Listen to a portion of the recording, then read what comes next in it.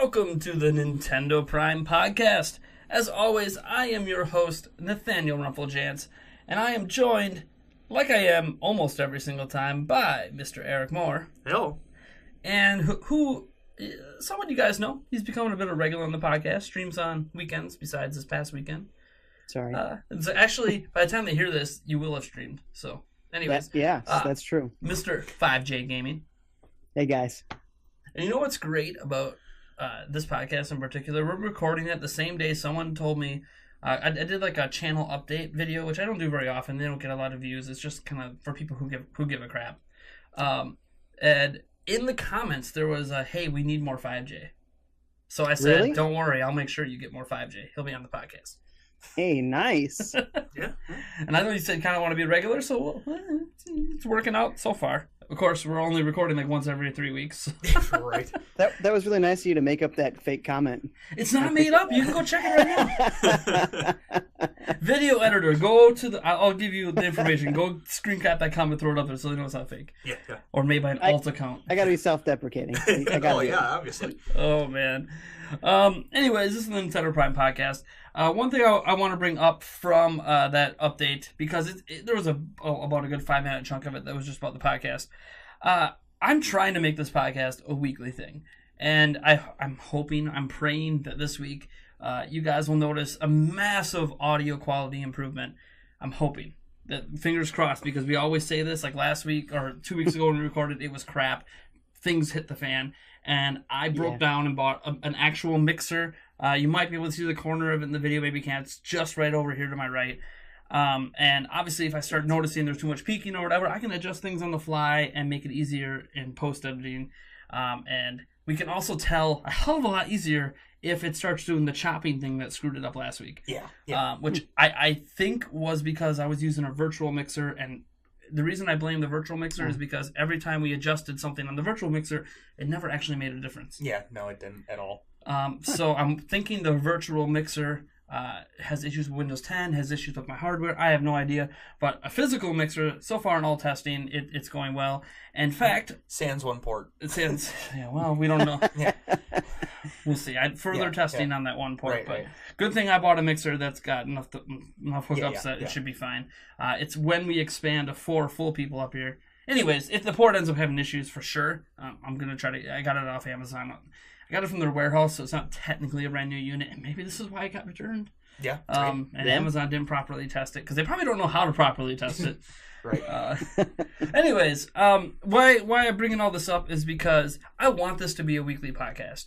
And based on the viewership numbers, the last 2 podcasts that we've had, it feels like you guys want it to be a weekly podcast too, because you guys are showing up in bigger numbers than even some of my daily videos. Yes, I know I have certain videos that go to like 30,000, but those are like the exception, right? Our normal videos are between 1,000 to 3,000, and I'm seeing podcast videos hit 3,000, hit 5,000. I think a couple have hit nice. 7. And we're actually doing something different this week with the video version. We're going to attempt. I'm saying attempt because I don't know how well it's going to perform. In the past, we've been splitting up the podcast with one segment each day, right? So it gives a lot of focus on the singular topic we're talking about. But through the feedback I got from the channel update video, it sounds like people want us to try, doing just a single video. So one long, hour and a half, 2 hour, 2.5 hour, however long it is, podcast video. Okay. So we're going to do that for this episode, and we'll see how the numbers pan out. Because obviously, the issue you run into doing one long singular podcast is that you can't put all the topics in a title. Right. It's really hard to come up with good titles that fully describe the podcast. In fact, I know for a fact that like the Zelda Informer podcast has seen a dip in numbers at times because they're trying to fit all the topics in a title, and it ends up being just one word from each topic, and that doesn't attract any eyes. Yeah, right.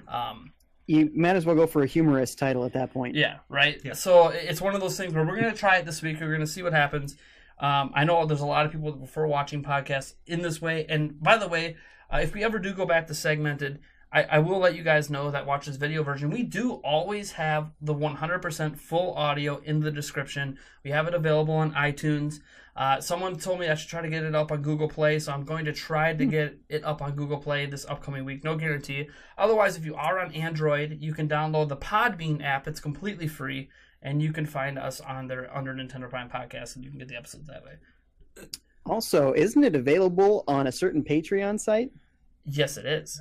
So that's another thing I talked about in the update, and we're going to bring that up at the beginning of the podcast here, is that I've updated some of the stuff on Patreon. Our Patreon place, patreon.com/Nintendo Prime, is mostly geared for this particular podcast, for people to support this podcast. Now, it can lead to other video shows, the Boss Man coming back, a second podcast about the rest of the gaming world, because I don't know about 5J over there, but I pay attention to more than just Nintendo out there. Yeah. So it'd be good at times to expand our horizons, and as some people think, that there's been a lot of comments that I don't hold other companies to the same standards I hold Nintendo to. It's really weird to hear those comments on a channel that only talks about Nintendo. So it's kind of like, how would you know what standards I hold the other companies to? I don't talk about them. This isn't the place for that usually. But if enough people want it to happen, and it's a really high up the goal, it's something like $3,000 a month. So it would be crazy if we ever got to that. At that point, the users have spoken. Yes, they obviously really want me to do more, and that might even be on a second channel, so it's separate from Nintendo Prime. I don't know yet. But again, I was going to say that, or it would be, Xbox subprime. Yeah, there you go. So there was also a new tier. So right now, for $5 a month on Patreon, you get a full day early access to the audio version of the podcast. So the full-length audio, it's not up on Podbean, it's not up on iTunes. It is exclusively on Patreon, uploaded to Patreon for our backers. And I think we have like 1 or 2 $5 backers right now. And so if you want that extra long podcast and you want it ASAP, that's the best way to do it. It goes up every Sunday. Or every Sunday that we have a podcast coming. And that's what sucks about it not being weekly right now, is that you don't know if there's going to be a podcast coming. And I apologize for that, but realities are that this is a very time-consuming prospect. Today, just setting up the audio equipment with the mixer and doing all the testing, I probably spent at least a good 8 or 9 hours today just getting everything set up. And that's just setting up. That doesn't involve the recording process. That doesn't involve, like 5J transferring files and me compiling the files and getting them to our editor we hired for this. And if he can't do it, then me turning around and trying to get all the stuff done while I'm still making that video content. And that doesn't include the planning and the coming up with the topics. There's a lot that goes into this podcast. So yeah, I mean, now that you have it set up, though, hopefully. Well, I shouldn't have to spend 9 hours again unless I'm completely changing my setup. Overhauling, yeah. But it's one of those things where it's a time-consuming thing, and organizing people to get together besides just me talking about stuff is also more difficult. And I'm willing to put in that effort if I know there's a high enough demand for the product. And that is why on Patreon.com, our very first stretch goal is just $100. We get to $100 a month. I guarantee you, come hell or high water, no matter how sick I am, whether Eric can be there or not, whether 5J can be there or not, whatever happens, there will be a podcast. Even if for some reason I can't do it, I will get Eric out, give him the topics, have him try to lead the podcast with whoever else we can get on. Because if I happen to be out of town or whatever the case may be. So come hell or high water, if we hit that mark, I will guarantee it happens every week, because then I know there's enough people that care. Now, the new tier we added to Patreon is the $20 tier. And I don't know if we're ever going to get anyone to back it, but this was actually someone in the comment section suggested that we add a tier to Patreon that allows our fans to get invited to be on an episode of the podcast. Ooh. Yeah. Now, it should be noted, you do need to be able to record your own audio. You need your own, your own camera to record. It could be a webcam, that's fine.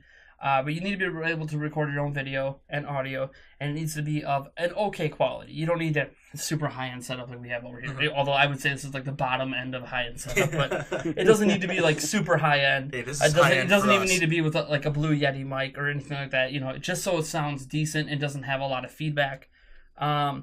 And yeah, if you're that $20 tier, I will personally invite you to at least one episode per month that you have subscribed for that $20 for. And obviously that can get out of control. We can end up having 20 people that do it, and that's great. If I have 20 people that want to give $20 to be on the podcast, I will figure out a way to make it work. But then obviously I will make adjustments. Listener segments or something like that. What? maybe like a shorter listener segment or something like that. Like, hey, have a 5-minute spot with us, and you can ask us whatever you want live on camera. Yeah. I mean, there's a lot of ideas I have for the Patreon, but right now, we only have a few backers. One of them was 5J. I don't know if he still backs us. Oh yeah, absolutely. For the $1, you gotta invest in what you believe in. For that $1. That's okay. You also chose $2. Oh, it's $2. I shortchanged you. I figure I should know each individual sub since there's only like 4 of them. But no, I just bring that up because that's what's going to make this podcast happen all the time. And if you would like to be on the podcast again, $20 a month, and I will personally contact you for an episode. And if we get too many, I'll obviously have to restrict it back, or even potentially, I hate saying this, raise the price, but I'll keep that $20 tier and just turn it into, maybe that's the Q&A tier. Maybe like once a month you get to do like a Q&A with me and Eric or whatever, and just ask us anything you want about Nintendo Prime, but anything, because it's Q&A, it's whatever you want. But let's just get right into the podcast. Right into Yeah, right into 20 minutes later into the podcast. It's like 10 minutes in.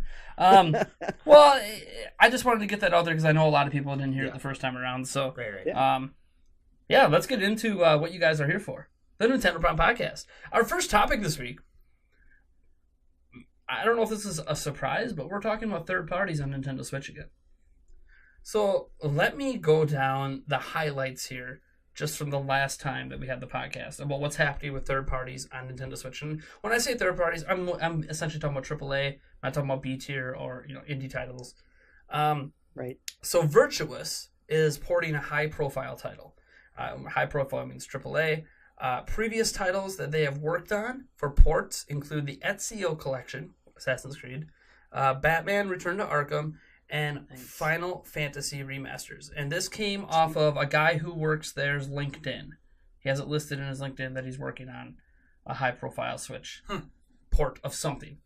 We don't know what of, but that gives you the idea. So they work with Square Enix, they work with Ubisoft, they work with WB, so you kind of have an idea that this is going to be a big game. Whatever it is, I know some people are crossing their fingers. It's like Assassin's Creed Origins or something. That's the only game we really know of, unless it's a Final Fantasy. Didn't Final Fantasy 15 just come out this year?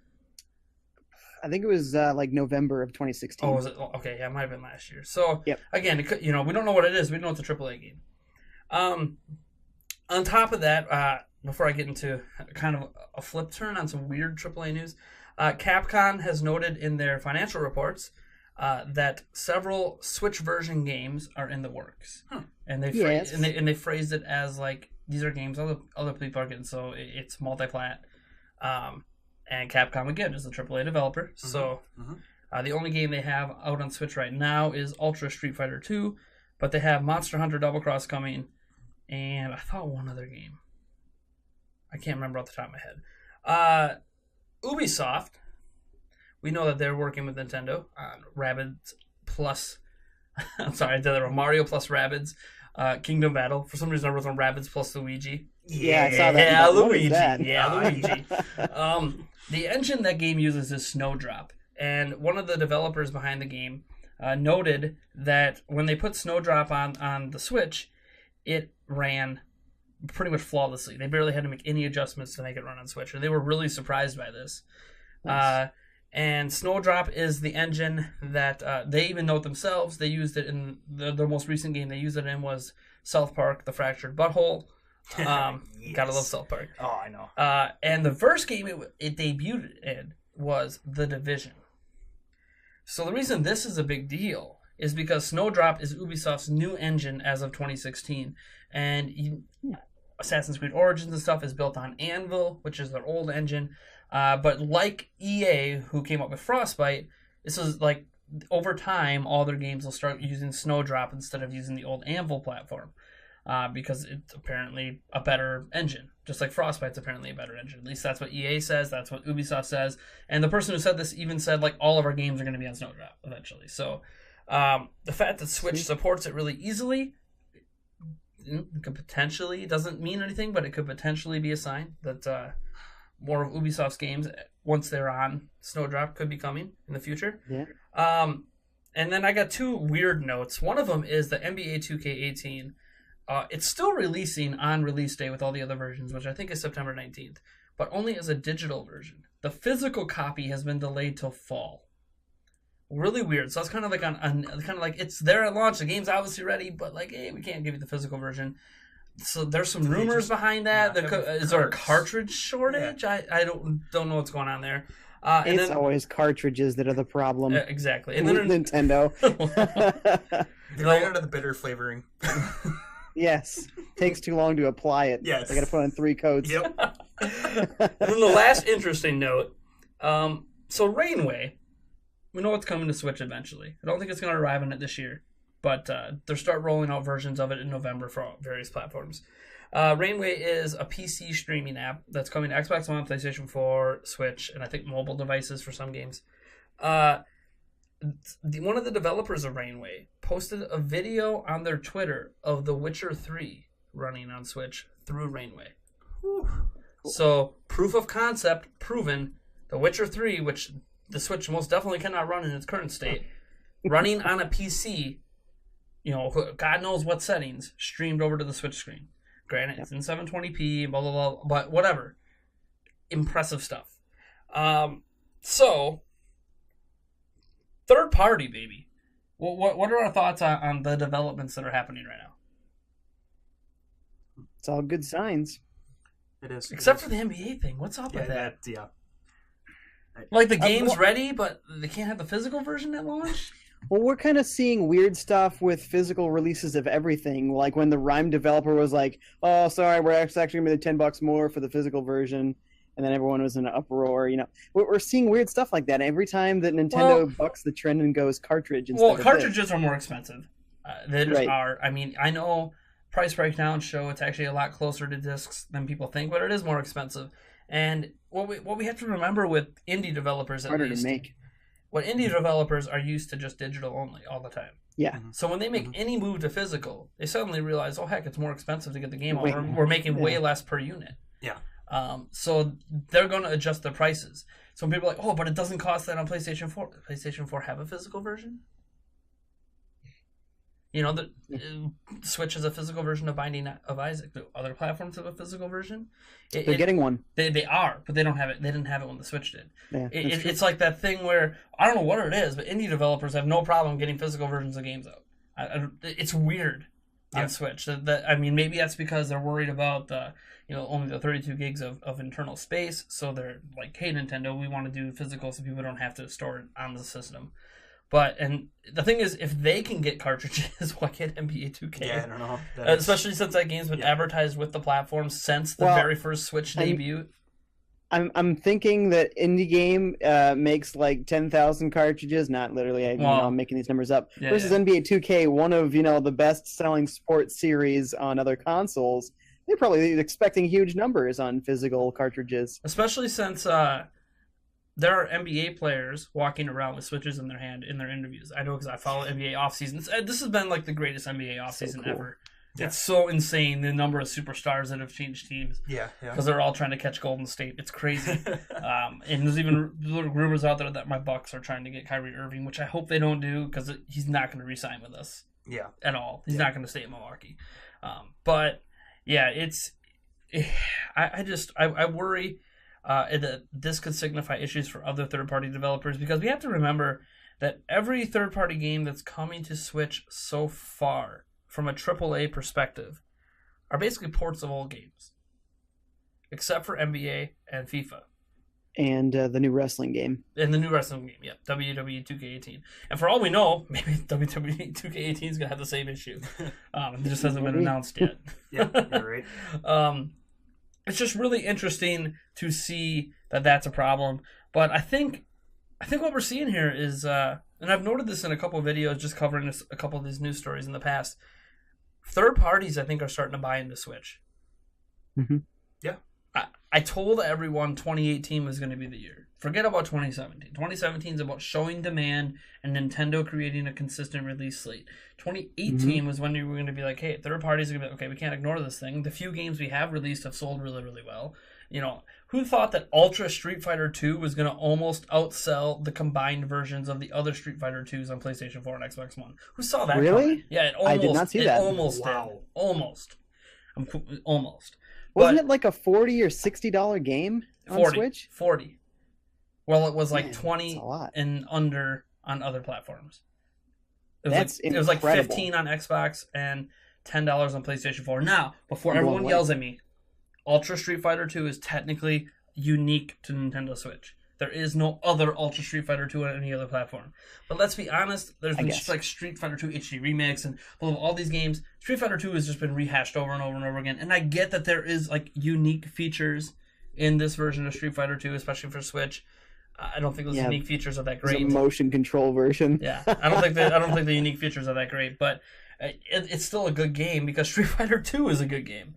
So it's like, okay, yeah, it's not exactly like the other versions, but it's still Street Fighter 2. So I feel like it's comparable. And those other versions, when they came out, didn't cost $40 at launch. So either way, it's like a price gouge compared to other Street Fighter 2s. But again, it sold like 450,000 copies, maybe even 500,000 by now, because that was like a month old data. So it's like, yeah, people bought it. And I know a lot of people say, oh, well, it's because there's content starved on Switch. I'm like, but like everything is selling.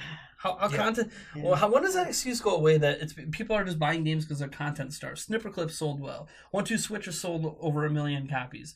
Over 2 million, I think, actually. Mario Kart 8 Deluxe has almost outsold the original Mario Kart 8 in less than 8 weeks. Breath of the Wild is already still doing record numbers. It has not become the best-selling Zelda game of all time, but there's not enough Switches out there for that. I was going to say, is it still outselling the Switch?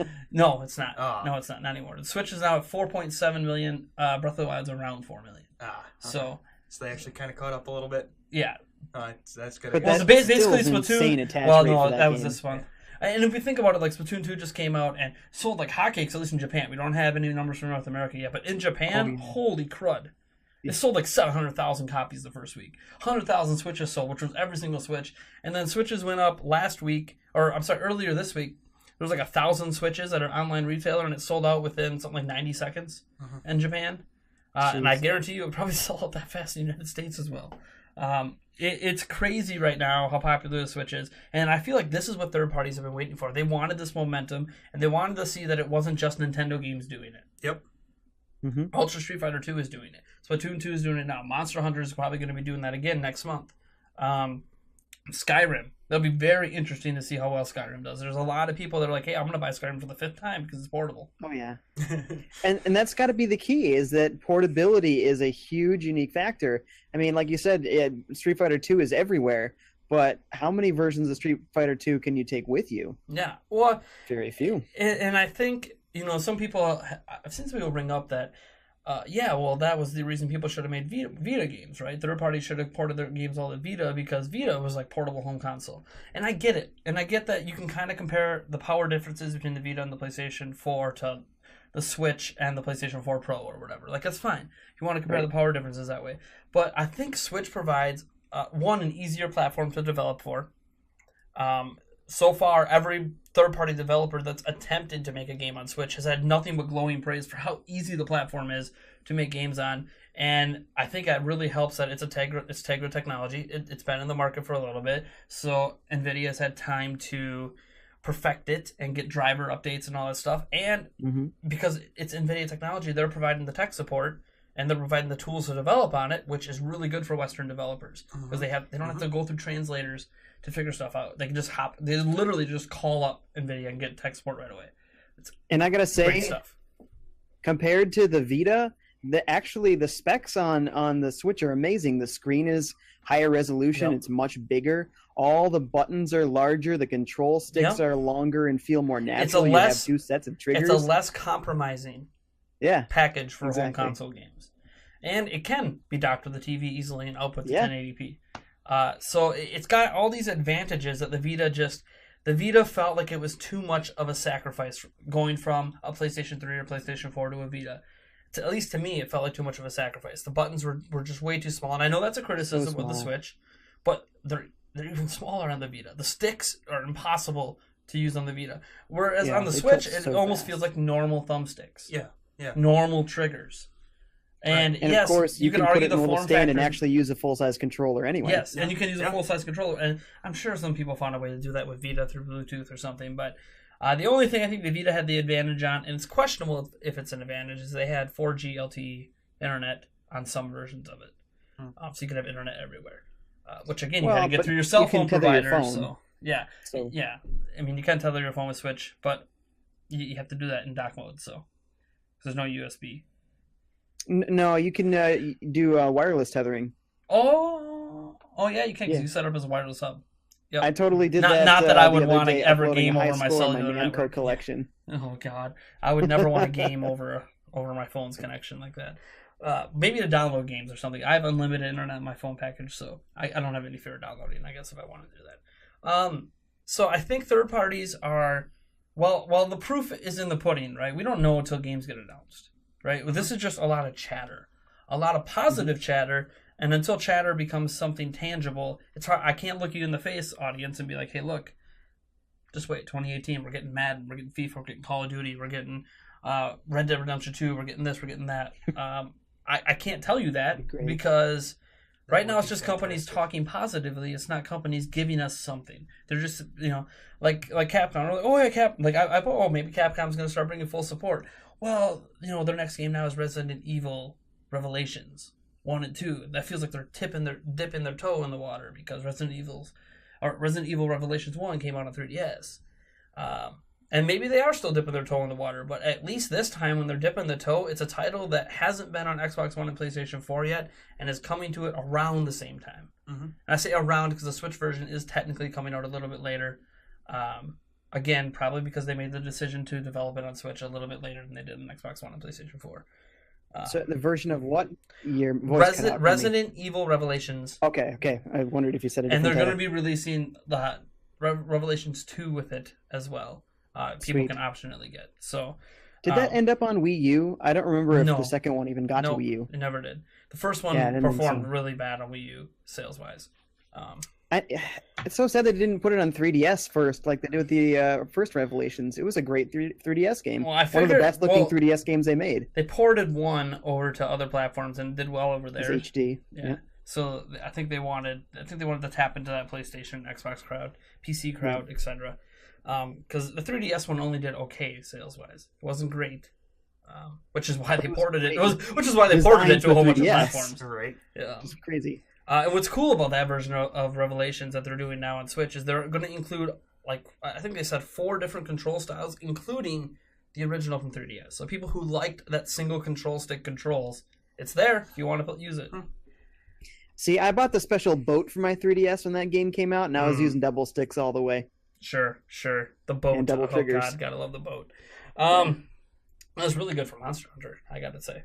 Yeah, totally. That's the only reason I even had one for like a month. And then I stopped playing Monster Hunter, so Monster Hunter is like eating your life away game. Yes. Lots of I love games like that. Just I don't have that kind of time. Supposedly, and I'm still playing Breath of the Wild. Playing with you, but I didn't have that. Yeah, that's true. Yeah. So yeah, I think it's just all around third parties. I think are giving us a reason to be optimistic that they're going to support the Switch starting in 2018. Mm-hmm. So that's all good news in my book. Moving on to the second topic. Oops, I moved back to some former. I'm like, hey, June MPD. I thought we'd already talked about that. So Nintendo's always been known as kind of an E for everyone company, right? Lots of times, the reputation is Nintendo makes games for kids.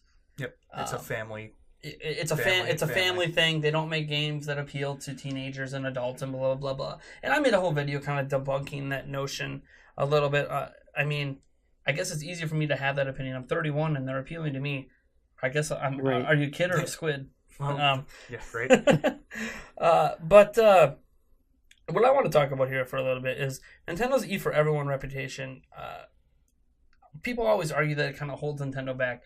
There's a lot of people, like when I mentioned the potential of Grand Theft Auto 5 on Switch, they would say things like Nintendo would never allow that game on Switch.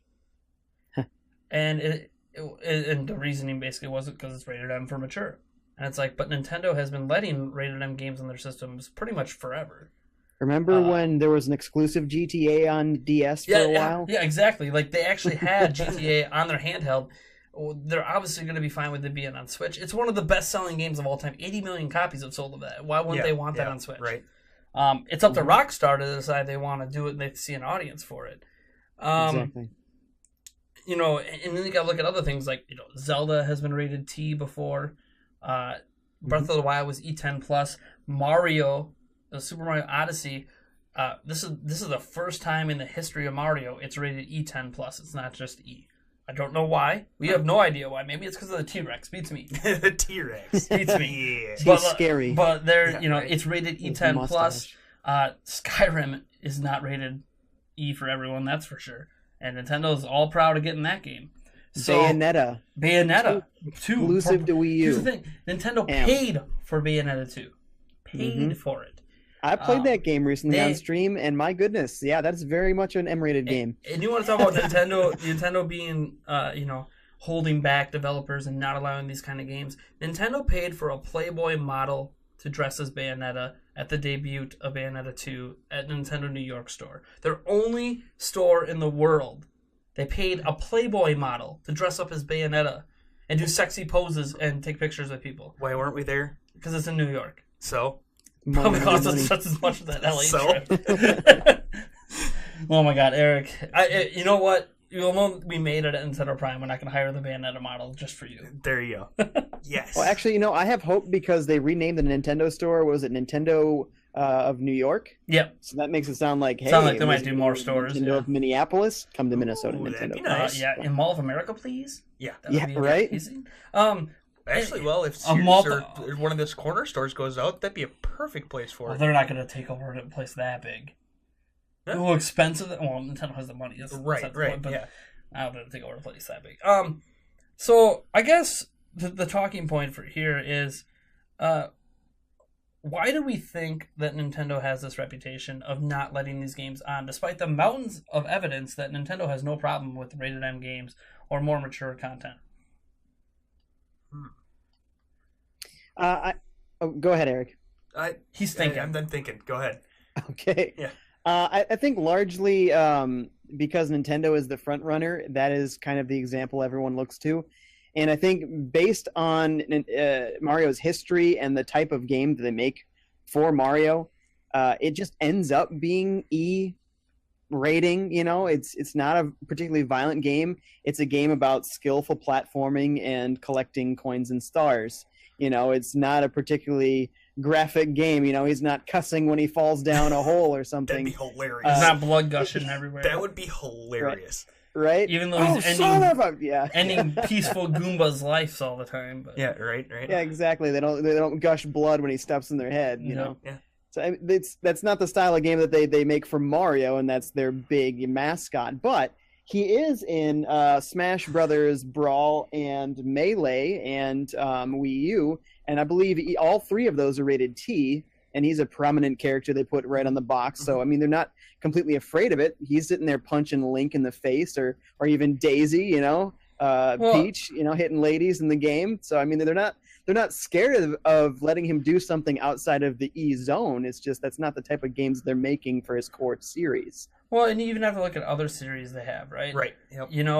Like Xenoblade Chronicles. We're getting Xenoblade Chronicles 2. That is not an E game. And the thing is, something being rated E doesn't mean that it's aimed at kids. Right. This is something that I always try to emphasize when someone's like, oh, ha ha ha, who's going to play Breath of the Wild? It's E10 plus. It's for 10-year-olds. It's like, have you played Breath of the Wild? No, it's. I'm not saying that 10-year-olds 10 can't older. play it. That's fine. I'm not saying 8-year-olds and 5-year-olds can't play it. Of course they can. But its target audience is clearly not that age. Mm-hmm. I remember the whole industry kind of imploding about how amazing Breath of the Wild was. Everyone was talking about it. And look at a lot of the people who are super excited about Super Mario Odyssey. These aren't like 5-year-olds running in the streets all excited about Super Mario Odyssey. They might not even be aware that's a game. It's the 30-year-olds who are playing Exactly. Mario 64. Yep, that's us. Exactly. The hype around these games is very clearly in the court of rating not being what determines the target audience. Rating is basically, the ratings board essentially just looks at what are the worst, words said, as they're cussing in the game. What are the themes of the game? Like the theme is about killing Nazis as an example. That's obviously not going to be rated for kids. What? Come on. But it's with a bubble gun. Come on. Yeah, right? Right. Yeah. I mean, come on. How many squids have I killed at this point? Yeah, right? Why isn't that? Yeah. I'm ruining marine wildlife here. Yeah. Yeah, but no red ink, because that might look like blood. That is very true. That is very true. Yeah. Whatever. What if we find out that Squid's blood is actually green, so we're actually spewing yeah. actual green Right. ink all the time? They'd censor it. They probably would. Actually, I do Blur think- it I out. do think We it is decided not to actually a change the different color. We're just but- going to blur the texture. Yeah, right. What's up? I think Squid's blood is actually a different color, if I remember right. But I don't remember. I don't either. But something's telling me that it is a slightly different color than red. All I know But is that Nintendo's games, just because it doesn't matter what they're rated. They truly are for everyone. Kids can play Zelda, kids can play this. But I mean, think about. Here's an example where ratings don't matter. Call of Duty is basically an M-rated game all the time. And what's the reputation Call of Duty has when you go on the online voice chat? It's a bunch of kids screaming at you in a headset. Yeah. Oh my gosh. Telling you a bunch of words that they have no business even knowing at Right. their age. right. Yeah. And that's a prime example that just because a rating says it's for adults doesn't mean that that is the audience playing it. Now, I firmly believe the primary audience for Call of Duty is adults. I think a majority of players are adults, but it's one of those things where kids are still playing it. Parents are still buying it for kids. Parents are blatantly ignoring the ratings like they don't even matter. And there's nothing you can really do about that besides just outright saying it's illegal to sell games, even if parents say it's okay. Just like it used to be legal to drink with your parents in Wisconsin, now you can't do it anymore.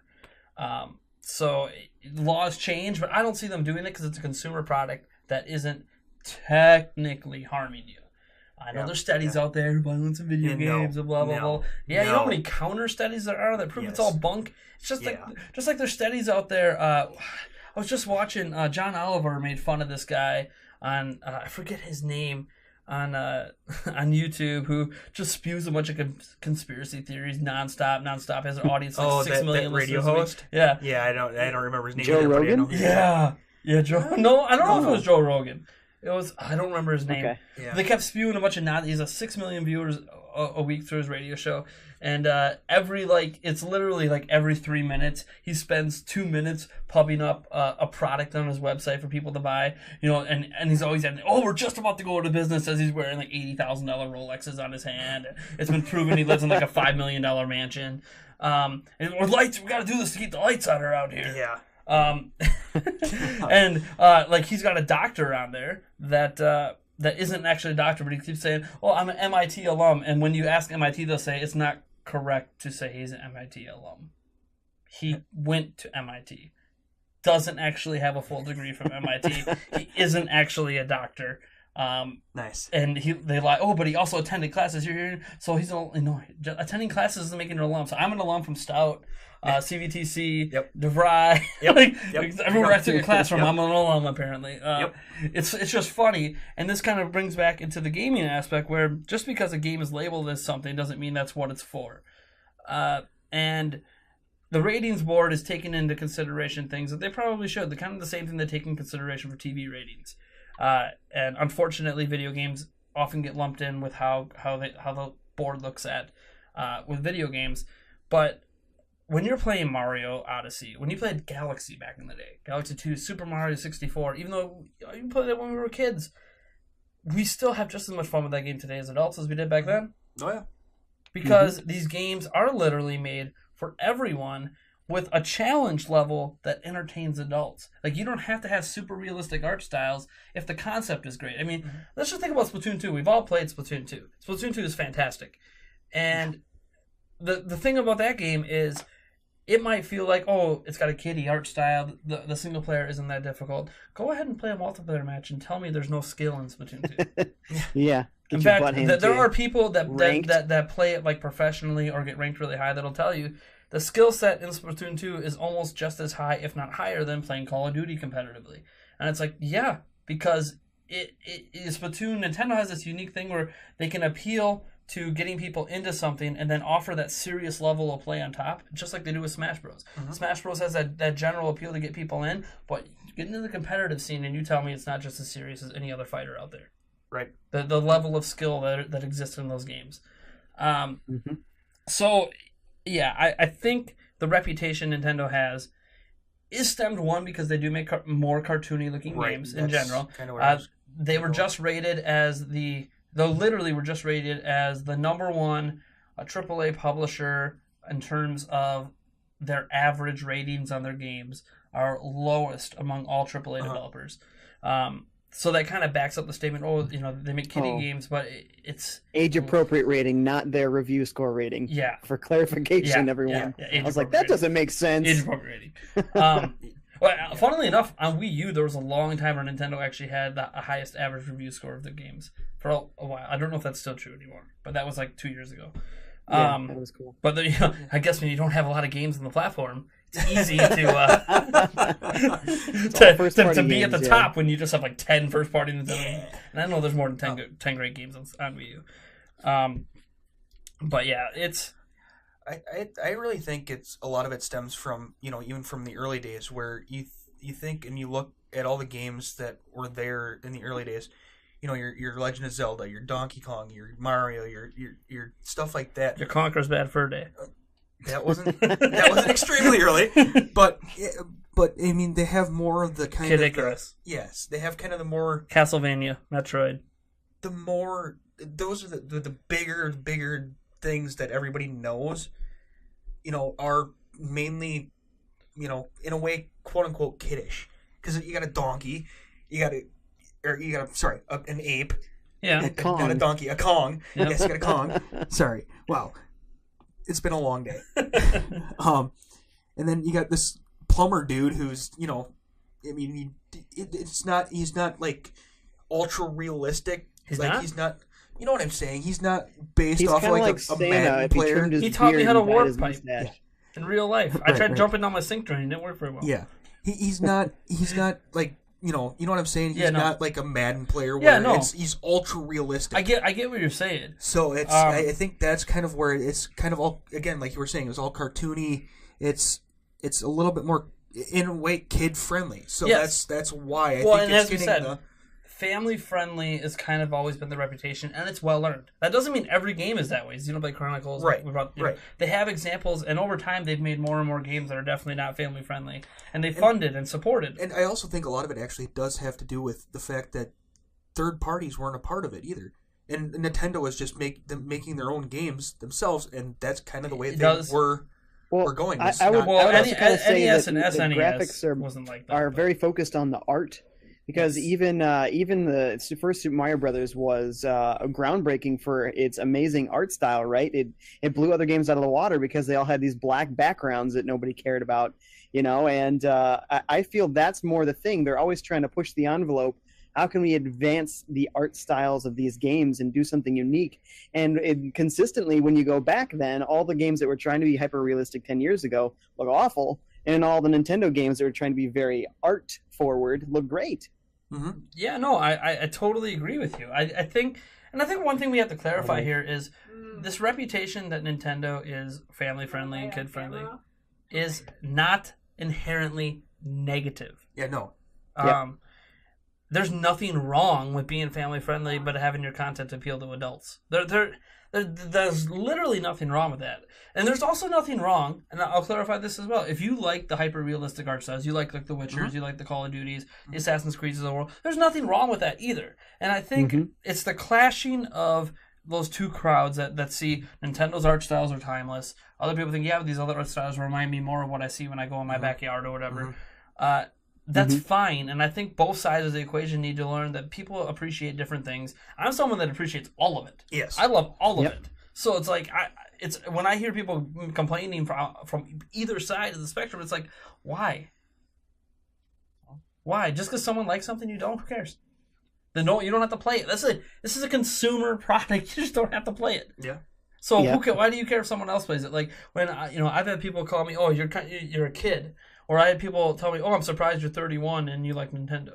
And it's like, why? Why does it matter? I grew up on Nintendo. Yeah. Of course I like Nintendo. Like, why does it matter at all that I like Nintendo? Does it make you think less of me because I like Nintendo? It's like, and it's like, well, it does make you seem kind of kiddish. I'm like, well, I'd rather seem kiddish than an immature adult. That's for sure. Right. I've seen what some of those mans out there do, and let me tell you, it's pretty high school, middle school ish stuff. The drama, it's just anyways. That's the thing though with Nintendo, there doesn't ever seem to be that kind of drama surrounding it. Outside of when Anita Sarkeesian tries to act like every Nintendo game ever is sexist for some reason. But that's a conversation for a different day. Wow. She's and I have nothing against her as a person, as a human being, but she takes things a little to the extreme. I think she does it for views. I assume that's what she does it for. So moving on to our next topic, we briefly talked about Smash Bros. And something really bad happened in the Smash Bros. Tournament community. So what happened is that organizers of an event from 7 months ago, organizer of Beast, it's a fighting game tournament, hasn't paid their winners from 7 months ago. Worse than that, the Beast representative's statement to the site that was covering it says that the winnings unfortunately cannot be paid. The money intended to go to the prizes has been spent to pay for the unexpectedly high costs of hosting the tournament. The intent was never to make people forget and move on when delaying the information about the prize money, because they weren't even forthcoming to the winners that, oh, you're not going to get it. It took them this long to find out. We were concerned for the health of Lolex, who is a person who was managing the money, and chose not to push him too hard, since we still needed his cooperation. When pressed about the nature of the concerns about Lolex's health, the Beast rep clarified his mental health. And here's the skinny on it. There was $15,000+ in prize money across 6 tournaments that was not paid out. Lolex himself, who was managing the money, has a history of actually being bad with money. So like they knew ahead of time this guy's not good with managing money. Adam Armada Lindgren is the one who won the Melee bracket, and Ramen Mr. R. Delashad was the one who got first in the Smash 4 bracket. So this, first off, this sucks. That's beyond ridiculous. This is the kind of thing that kills the Smash community.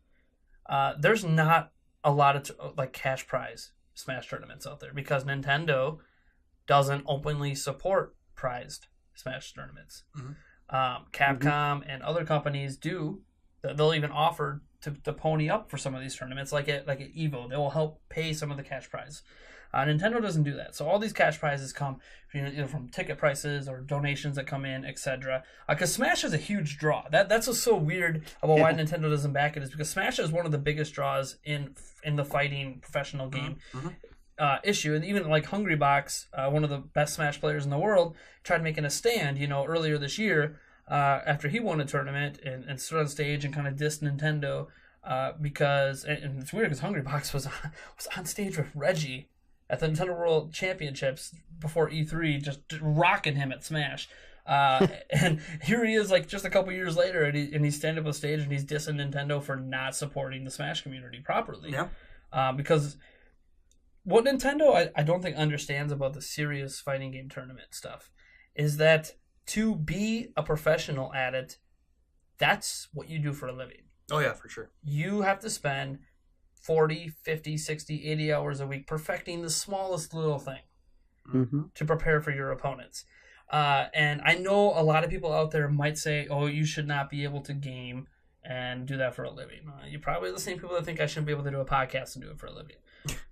Or talk about gaming for a living. And I understand that perspective. I get it, because it's hard for you to fathom this new way of someone doing something for a living. But I guarantee these professional gamers work just as hard at their craft as anyone else does at programming, as anyone else does as a cashier. Oh, heck, probably even harder work than a cashier, because half the cashiers I see don't give a crap. Yeah, right. They're just there to collect a paycheck and go home. Whereas these people, they have to be at that top 5% in the community if they hope to make any money.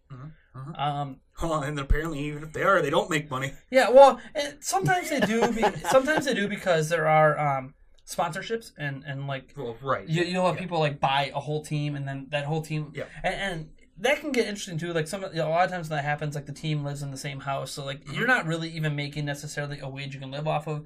The company able to afford it because they kind of group you together to cut costs and everything. But still, whatever. It's just how the community works, and not every professional is obviously there are professionals that play Madden and Call of Duty, and they do make enough to make a living, and they don't have to have their sponsors put them up in a house or whatever. They can afford their own place.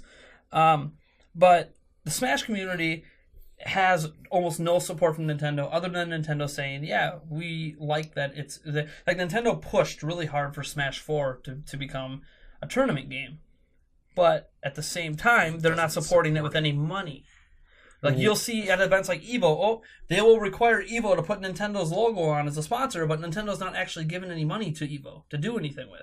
They're not helping pay for the event to go on. They're not giving any prize money. So, like, you're sponsoring in that you're just saying you officially are allowing Smash to be there when Smash has already been there before without your permission. Yeah. Yeah, okay. So we have this issue now where there's this professional tournament by Under Beast where these players are not getting paid. It's not just Smash. Obviously, this was across 6 different games. CSGO was one of them. Yep, and CSGO is one of them. And we have the 2 Smash tournament games.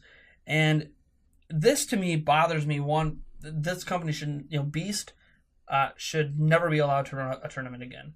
Lolex should not be allowed to be involved in a tournament ever again. In looking up this story a little more, I think that Beast has disbanded. That might be true. What I read in the original report was that 12 members of their team quit.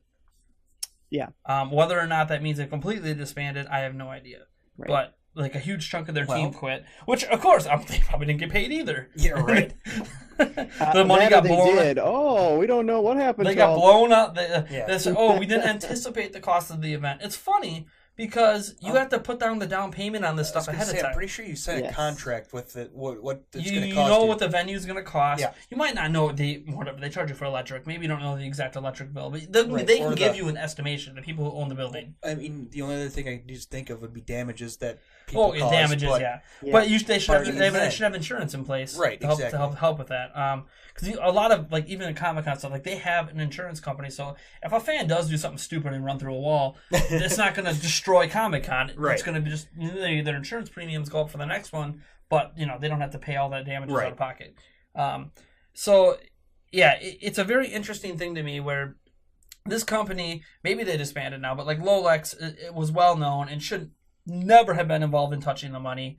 And the fact that they wanted to be careful with him for his mental health. And I can understand mental health is a serious thing. But if he has mental health issues, why is he managing money?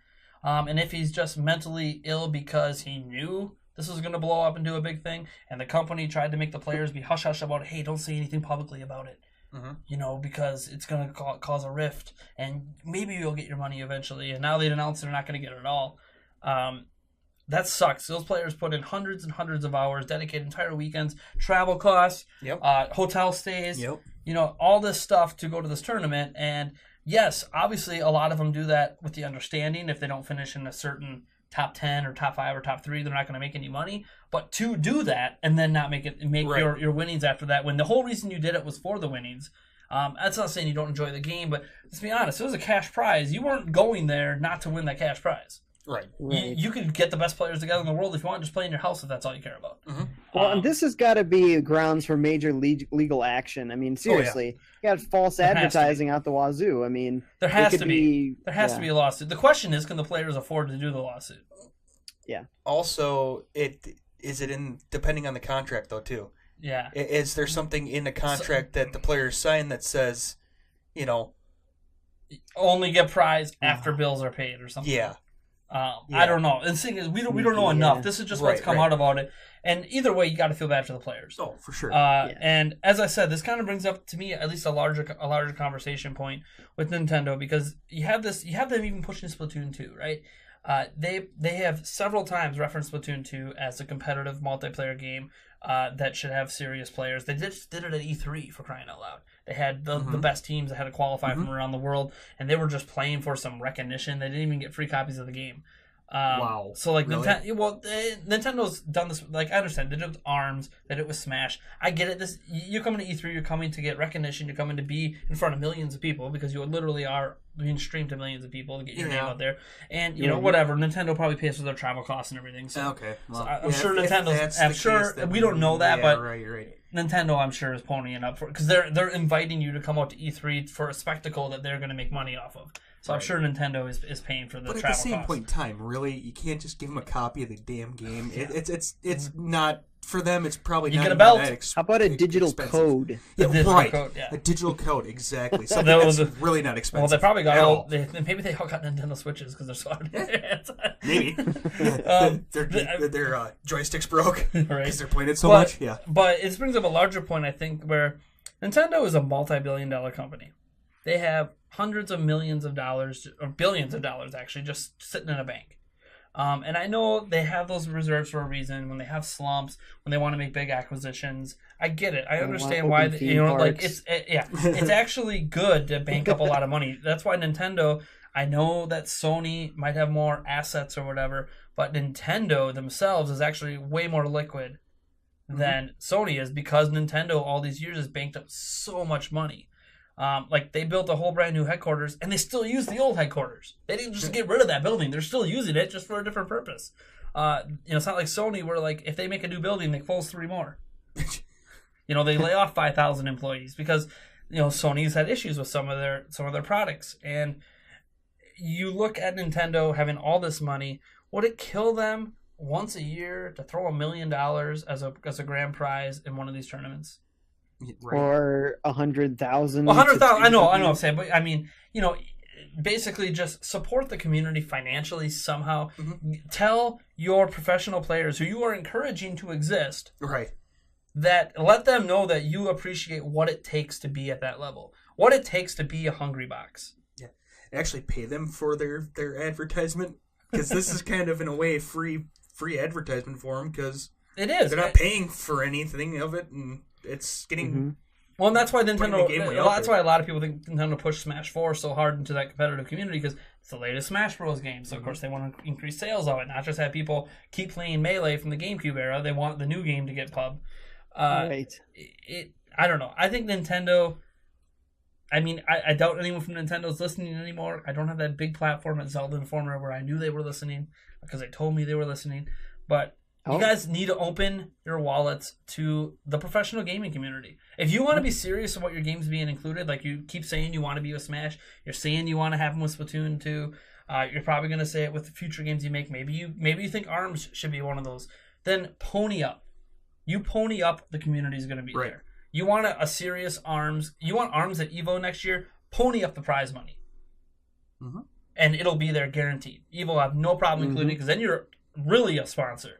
And you will have professional level players who over the next year hone their skills. And it's funny because they're honing their skills for a chance at a prize. They're not getting paid along the way unless they have a sponsor. So, like Nintendo, we're not asking you to pay these guys' wages. We're saying offer some prize money at some of these tournaments. Mm-hmm. You can afford to do it. It's not going to hurt your bottom line. And it's going to make headlines. Positive headlines for you. Yep. Oh, Nintendo at 4 tournaments a year ponies up $100,000 for the top 3 players in the Smash, Splatoon, and whatever. So you pony up $400,000, $500,000 for 3 different tournaments a year, $1.5 million. You're going to have headlines every single time that's going to make people be like, holy crap, Nintendo believes in this. Well, maybe I should become a professional Splatoon player. Well, even if they don't go with all the tournaments that are out there, established tournaments, they could have their own Nintendo-focused esports sort of channel, like how they have a giant Pokemon event every year. They could, focused on the card game and the video games. They could do that with. They put Pokemon Tournament in there. Their own Nintendo World Championships that actually has legit prize stuff behind it, not what they did at E3, like legit championships where you're going to get the best players to show up because you are offering something that they care about. Because a lot of these players be like, it doesn't matter how often I get on TV if I don't make any of the money from the TV.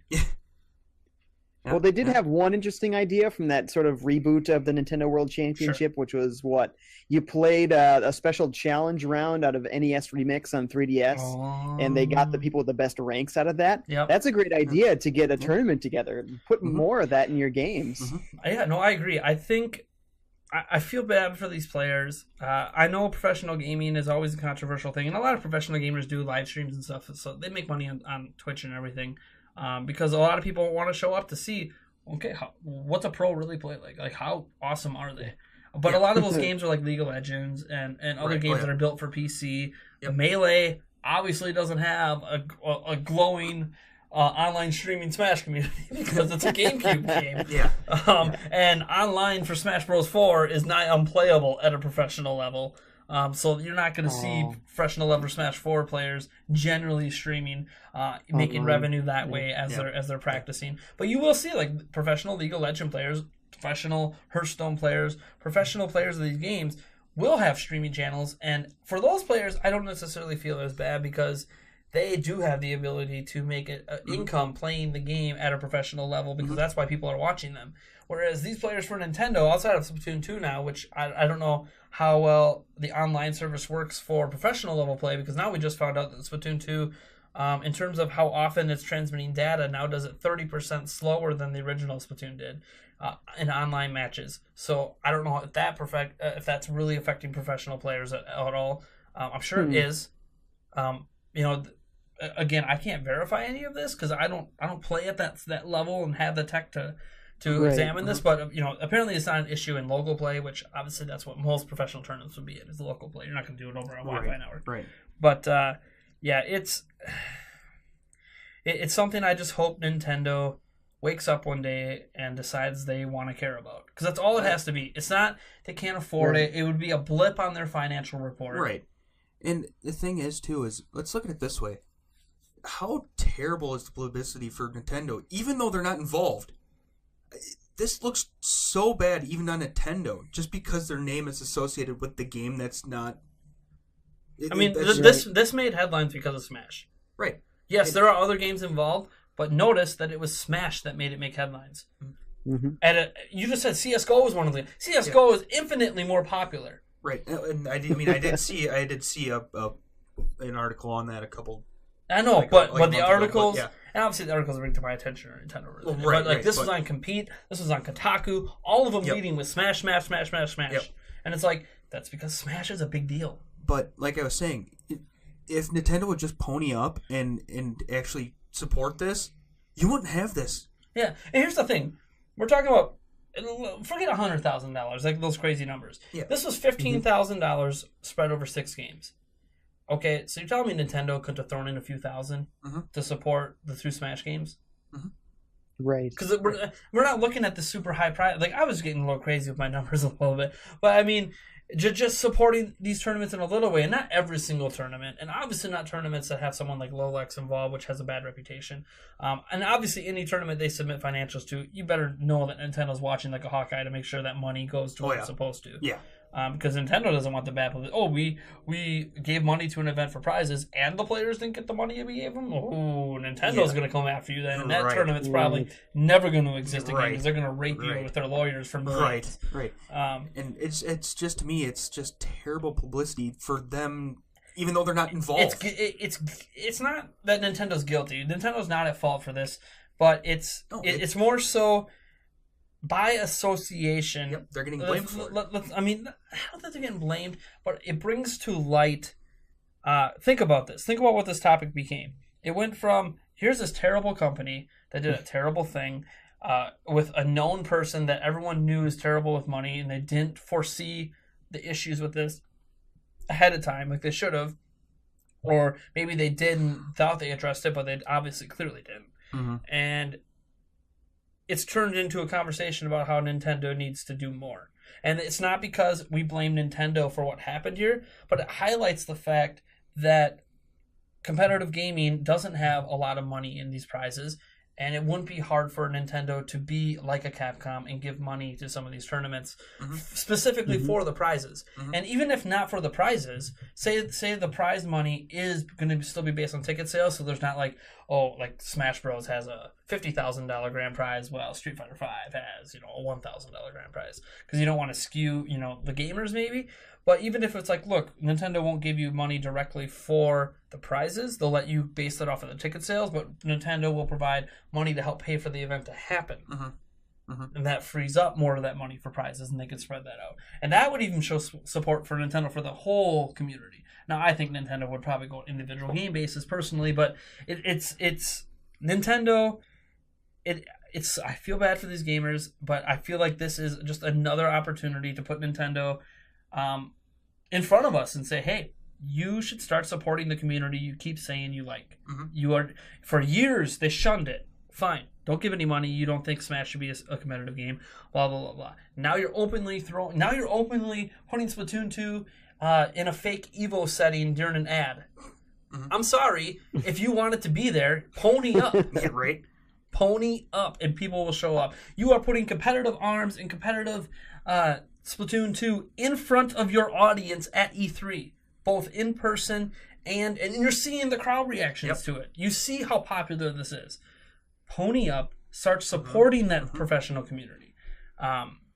Anyways, that's just kind of my rant for that. I just think Nintendo needs to, while this isn't Nintendo's fault, Nintendo needs to start stepping up and helping these organizations or these players be able to do this at a professional level by showing that they care. And I think when Hungrybox took that stance, that's all he was asking for. Nintendo, it could be as little as $50,000 a year Nintendo gives to various tournaments. Whatever it is, it shows that Nintendo is serious about supporting their communities. Instead of doing this pseudo, we're going to act like we care about the communities, but when it comes to giving money, we don't care. We want you to play professionally and have your own full-time job on top of that. Right. You know, we want you to support your family, but also become a professional player at the same time. Now, to me, it seems like maybe they just don't realize the financial potential of it. They maybe don't see how much esports is growing and how it could be great for them to jump on board with that. Think about the money they games. could make off sponsorships alone if Nintendo would just do their own worldwide Nintendo World Championships tournament every year. And they offered cash prizes, which would already draw huge numbers of professional players to these games. And they could even partner up. They could have Ultra Street Fighter 2 in this tournament because it's on Switch. They could have third-party games. They might even attract third-party games because they're going to want to get their games in front of the Nintendo World audience. And Nintendo's streaming this on all of their channels and getting, you get Nyko in there. You get all these accessory makers sponsoring, paying Nintendo money to have their products featured during the stream. Like Nintendo could actually make more money off sponsorships than they pay out to have this tournament happen, and make players happy. Nintendo makes money, draws huge attention, and I know it's a big event to organize. You can't tell me Nintendo can't organize big events. They do it all the time. Maybe not to this level, but come on, if they could do this back in the day with Nintendo World Championships, they can do it today. And not just as the last time they did Nintendo World Championships felt more like a glorified version of it. It wasn't a true Nintendo World Championships. It didn't have the flavor. It didn't have the sold out audience. Not glorified. Simplified, whatever. They didn't have all the glamour with it. They can do that now. They can offer money. They can pony up, get sponsors. They can talk to people. People that do all these big live streams like Evo. Figure it all out. Nintendo can do it. They have the ability. They have to have the desire to do it because this is another chance for Nintendo to make money while making the community happy. Well, and increasing. And we just talked about in our last topic about Nintendo. Has this kid-friendly thing. Well, offering prize money, running a professional grade tournament live to millions of people. They could even strike a TV deal. I guarantee you, after 1 year, there's going to be a TV company, ESPN or Disney will call like, dude, can we be your exclusive TV provider for this? Right. You know what kind of contract that's going to be? Right. It won't be NFL, NBA kind of contract, but Disney would gladly probably give them, $50 million to be the exclusive holder of a tournament with millions of viewers. And guess Netflix? what? Probably hosted at Disney World. They could partner with YouTube even for streaming. Twitch. And which is an Amazon company now, Disney so might Twitch not could do throw it. big money. I just remembered because they have the Universal parks. Maybe Disney doesn't want conflicts with Universal, right? So maybe it'd be a Universal partnered company. Either way, you could host it at Universal Studios. You could host it. You could. That's the thing. Like Nintendo is set. Like Nintendo, we're giving you the ideas. You need to take this. And the thing is too is that if you can draw the other games in too with this, I mean, you could have. Just crazy amounts of sponsors because if you limited to, you get to sponsor one game. Well, guess what? For that one game, they get all the chairs or they get all the headsets. They get all this. They get all that. But guess what? The next game, they're going to have completely new ones. Yeah, and think about this. This is another thing to think about because this happens already with like Evo and stuff. Because this would be Nintendo only, there's another way everyone else that for these games makes money. Every game that shows up on the floor while the tournaments are going on is 20% off on the eShop. Yeah. For all viewers. Yeah. Because that already happens with Steam. With a code. A lot of like legal, like a lot of games that get competitive on Steam. There's discounts when all these events are going on. Nintendo can Twitch easily does do that. A thing where if you're streaming a game and somebody buys it while watching your stream, you get a cut. Yeah, and that's the thing. Like there's a Nintendo can increase sales, can increase awareness. This is something that would be uniquely Nintendo because they already have between ARMS, Smash, Splatoon. They have 3 games right there that can use the headline competitive Pokken multiplayer. Tournament. Pokken Tournament as well, if you want to throw Pokken Tournament in there. I'm sure they can come up with other games too. Yeah, you could probably get Street Fighter in there. I can guarantee you can get Mario Kart. Mario Kart 2. You can have. I mean, can you imagine serious Mario Kart?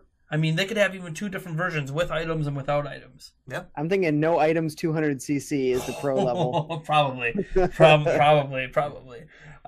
But it's just there's so much amazing. Potential. That they have this potential. They have enough of these games now with the introduction of Splatoon now and ARMS. They could do this all on their own, and everyone else will be jealous and want in. And Nintendo could literally start to own the fighting game community just off one event a year because of the amount of attention it draws, the amount of sponsorship deals. There's going to, think about, I talked about before how some teams get sponsorships. You don't think they're going to want to sponsor a team that's going to be in front of multiple millions of people guaranteed at Universal Parks? Yeah. In front of, crowds of potentially millions that are there for that event, or they're just as tourists and are like, what's going on? Why is this whole Nintendo section quartered off for this big event? What's going on? We gotta go check that out. So Nintendo's gonna sell more merch in there. They're gonna have game sales. Like, it is crazy. Nintendo, we're giving you these ideas. The thing is, these ideas have happened in the past with the fighting game community. Yeah. Just never been collectively put into one spot. And now Nintendo's kind of set up to do it. Yeah. Especially now, I mean, when you brought up Universal, it's like, yeah. Dude, they literally own entire sections of the Universal Park. Yeah. Why they are perfectly set up to do this thing. Yeah. Holy crud, why would they not? Anyways, at least to me, this feels like a time for us to be talking about that instead of focusing on the negative beast and everything not being able to pay these competitive players who rely on this money. It's a perfect time to be like, look, there's a better way that this all could be done, and Nintendo has the ability to do it. So Nintendo, do it. In fact, I'm going to go on my Nintendo Switch online app right after this and feedback. I want you to host Nintendo World Championships. Watch this. Here's a podcast with all the ideas. Watch this video. Yeah. Oh, hey, God. Don't you I do have the one contact, but he technically works at their PR company. But I'll just ship him exactly who you need to talk to. I'll ship him their PR. I'll ship him the podcast and be like, hey, pass this on. Someone. Yeah. Make sure someone. It doesn't have to be Reggie. Just make sure someone sees it and you'll watch it yourself if you think it's a good idea. We'll take a spell cut though.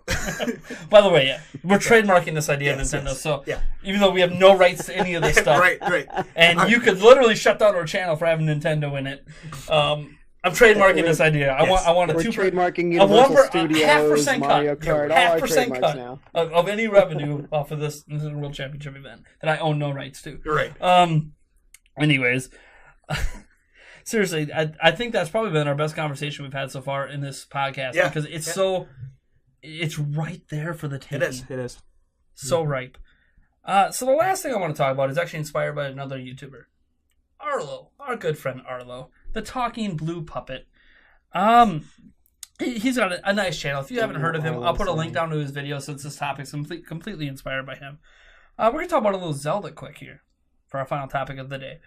And specifically, we're talking about how would you make console Zelda games release at a faster rate? Because Zelda games in general release all the time. But there's been a trend of the last 2 games. It took 5 years. And only twice has it taken less time. And that was with Majora's Mask and The Wind Waker. All other games have had, well, I guess Twilight Princess technically, but I'm thinking how many consoles have more than one. Like Zelda 1, Zelda 2, and then the space between Zelda 2 and A Link to the Past was huge. The gap between A Link to the Past and Ocarina of Time was huge. And then Majora's Mask, The Wind Waker, and Twilight Princess all came out pretty quick. And then Twilight Princess, The Skyward Sword was huge. Skyward Sword, Breath of the Wild was huge. So, I guess it's almost been 50-50, but a lot of it's been almost 2 decades since that came out that quickly because of how long it's been taking for the recent games. So, I'm going to pose this question first to 5J. So, how would you fix the rate of release of console Zelda games to come out faster? Well, I mean, obviously, one of the ways that they can do that is going with another company to help develop. Like when they made when they had Capcom make Oracle of Ages and Oracle of Seasons on Game Boy Color. Some amazing top-down Zelda games. Excellent. And then, of course, when they're combining their portable and console divisions together, hey, now we get all the 3DS mainline Zelda games in addition to all the 3D mainline Zelda games all on the same platform. So those are going to help. I'd also say that I'd like to see more things that were like Majora's Mask, where it took the engine and everything of Ocarina of Time, and they even reused a lot of it, characters and everything. They gave them new names and pretended that they weren't the exact same models from the previous game. That was pretty And hilarious. they made something amazing out of it. And they took longer than they intended to make it, which is fine. But they made it something awesome. It was like a real sequel, which we don't see a lot of in the Zelda series. And I think going for that kind of approach of making more sequels and reusing an engine instead of reinventing the art style every time, these are all things that would help a lot. You got any ideas, Eric? Yeah, and I'm going to kind of follow along those same lines where as much as I don't know if I would like it, it would almost be more of a thing to get things out more quickly, to be an actual DLC. Okay. So where you have your world built, and then you have a new concept that just gets introduced into this world. So you don't have to spend the time building your worlds. You don't have to spend your time doing this, doing that. You build your concept, and you introduce it into that world. As much as I'm not a big fan of DLC, it seems like that could get out a heck of a lot quicker than actually full games. I'm into this if it's... We grow up with PC games and expansion packs. And if it's of a certain expansion pack level, like I feel like we don't know what level the story DLC is going to be at. We don't, we've heard one dungeon. We've heard, new story about Zelda and the champions and stuff. That's great. That's fine. That all sounds cool. There'll probably be some more shrines, but we don't know how much more content. Are we talking 2 hours? Are we talking 6? Are we talking 10? Are we talking another 100 hours? Right, considering the 4 dungeons of Breath of the Wild is it literally 25% more game. Yeah, so we don't know. We don't know what this entails yet to know if it's of that level. But for DLC after that, it almost would have to top whatever that is, anyways. It couldn't be another type of master mode, and it would have to be something significant. And we've seen in Breath of the Wild, there's technically room, because if you go to the edge of the map where the river is, there's land beyond that. They could easily, I don't know how easy it is for them, but they could add that land into the game and then have more a whole new area to play in. And maybe they're going to do that in this DLC. We don't know, but it's interesting to me that you bring that up, because I was torn on this, because on one hand I want a Majora's Mask again, and Majora's Mask I don't think happens if they were just building onto the world of Ocarina of Time. But at the same time, we're in a new era of gaming where DLC is very common, and if you're going to use the same engine and you're going to build a world and a story and a game that takes place immediately after Breath of the Wild, it almost does make more sense as DLC. But then again, I keep thinking back to Majora's Mask. DLC too, in a way. Well, I know, but I don't view it. Majora's Mask is not viewed as DLC at all, right? Because whole new world, alternate dimension. Yes, you could do that as DLC. Obviously, like World of Warcraft does that kind of DLC all the time. Right. But it's still one of those things that it holds itself so well because it's such a self-contained game. It's built with Ocarina of Time in mind, but it's not built around the concepts of Ocarina of Time, right? It is so original. And if it's just built onto the world, like you're still booting up Ocarina of Time to get to all this, then you're not living in that world per se. It's just a side dish to the main course versus being its own course on its own. And so I was torn on this because I was going to bring up the DLC concept, but I was going to be like, well, we're living in an era where maybe we don't need the games to come out faster anymore, because now we can just release more substantial DLC. But the more I think about it, I would rather have another Majora's Mask than DLC.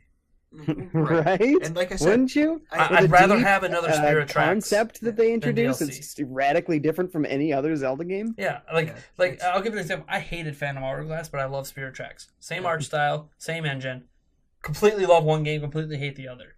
Right. And I don't hate Breath of the Wild. So like, imagine how they could perfect what's already there in a new game concept, in a new land, away from where Hyrule is right now, with a new enemy, and using the limitations of a shorter dev period to introduce, like Arlo brought this up himself, one of the reasons that made Majora's Mask so special is that it was a new land that wasn't Hyrule, which had like never happened before.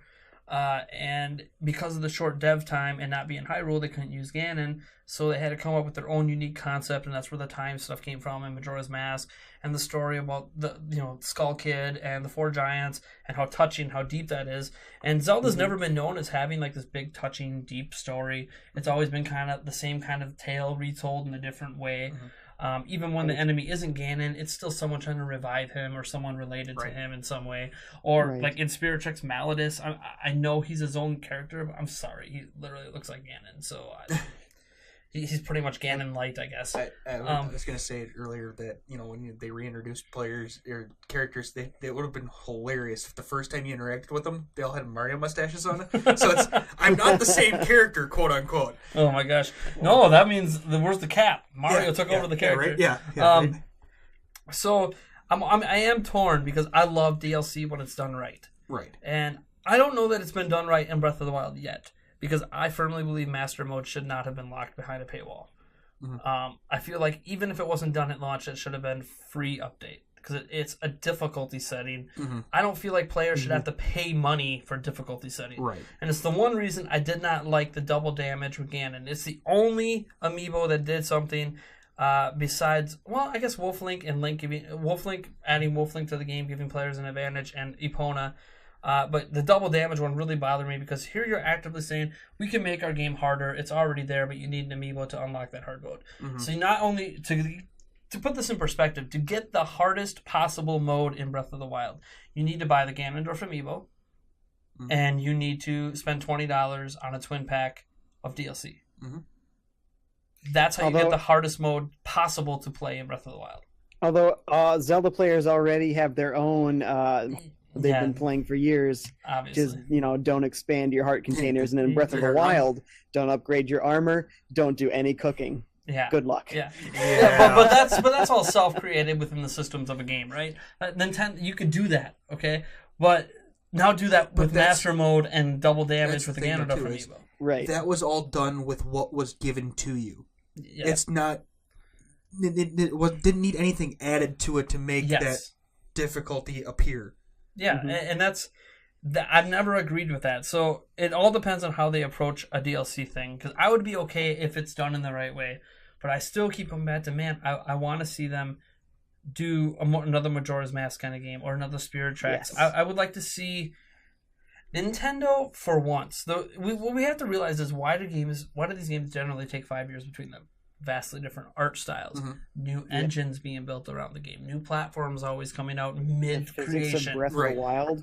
They spent like 3 years perfecting the physics in Breath of the Wild, and it's like, okay, so if you spent all that time doing it, then why only use it in one game? Yep. Why don't you bring that to another game? Heck, they could do a new art style and keep the same engine. Right.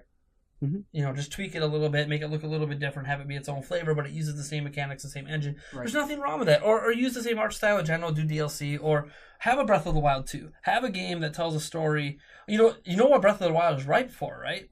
It's ripe for a prequel. Yep. The events that happened 100 years ago. You could literally build a game around it. It doesn't have to be DLC. It can be, $20, $40 DLC if they want, or it could be a $60 brand new game. And it's actually a unique game in that it's set up for a prequel. You could argue that Ocarina of Time kind of was too with the war, but at the time, no one expected Nintendo to ever go visit a war in a game. But I feel like fixing Zelda is multifaceted. If Nintendo truly believes in DLC, which it seems like they do, then they don't think they need to increase the time or decrease the time of game creation. They just need to increase the production of DLC. And Nintendo's entering an interesting era where there's really only how they try to appease fans between Twilight Princess and Skyward Sword, or more specifically between Skyward Sword and Breath of the Wild, was the remasters, right? They remastered their old games, so they only have so many of those. How many got remastered between Skyward Sword and Breath of the Wild coming out? I mean, how many more years of remasters can they do? You can argue 3. You can argue Skyward Sword HD, especially since the Switch has motion controls, so now that can be done. You can argue that they can also bring Ocarina of Time and Majora's Mask into HD, which would be their second remasterings, but it would be an HD version. Otherwise, after that, you're just talking about a combo pack port of Twilight Princess and the Wind Waker. Breath of the Wild extra 4K, detailed, 4K, 4K, extra high. Wait, 4K res pack on right, a system that can't do 4K. Right, exactly. No, Maybe 4K I streaming, mean, with extra optimization, maybe they could get it up to 1080p. But once you just release that as a patch, Anyways, I was just throwing something out there to be facetious. I view it in that light where Nintendo needs to stop creating something masterful and throwing it away, because they do that a lot. They created a masterpiece with Breath of the Wild, absolute master. Is it perfect in every way? No, but it's a master. I don't know many people who have played the game that will say it's not a masterpiece. And if you have a masterpiece, you don't just throw all your work away. You build off of that masterpiece. You do a Majora's Mask like they did with Ocarina of Time. I'm surprised they didn't build a game off of Twilight Princess after how well that sold. Well, but Ocarina of Time was the last time that it was like pretty well unanimous everywhere. This is a masterpiece. Sure. And I mean, Twilight Princess had more hype going into launch, but Twilight Princess was very good with the hype train. Twilight Princess was a great game, absolutely, but it wasn't universally lauded as a masterpiece across critics and fans alike. I'll leave it alone. I'll let you have that one. No, you're right. It's a great game. We're not arguing the merits of the game, but I remember back then, it kind of... There's this thing called the Zelda cycle. I don't fully believe in it. Yes, I don't either.